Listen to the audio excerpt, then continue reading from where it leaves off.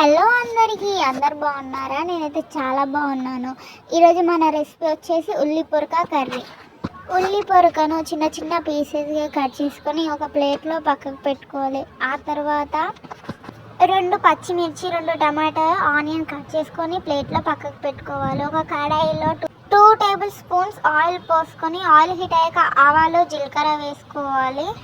కొంచెం కరివేపాకును వేసుకొని ఆనియన్, పచ్చిమిర్చి వేసుకొని ఒకసారి కలుపుకున్న తర్వాత మనం కట్ చేసి పెట్టుకున్న ఉల్లి పొరకను ఒక 2 టైమ్స్ వాష్ చేసుకొని కడాయిలో వేసుకొని ఒకసారి కలుపుకున్న తర్వాత లైట్గా పసుపు వేసుకొని ఒకసారి కలుపుకొని మూత పెట్టి ఒక 5 నిమిషాల పాటు ఉడికిన తర్వాత మూత తీసి 2 స్పూన్స్ కారం, తగినంత ఉప్పు, టమాటో వేసుకొని ఒకసారి మూత పెట్టుకొని ఒక 5 నిమిషాల పాటు ఉడికించిన తర్వాత మూత తీసుకొని ఒకసారి కలుపుకొని వెల్లుల్లిని దంచి వేసుకొని లైట్గా కొత్తిమీర వేసుకుంటే కర్రీ రెడీ.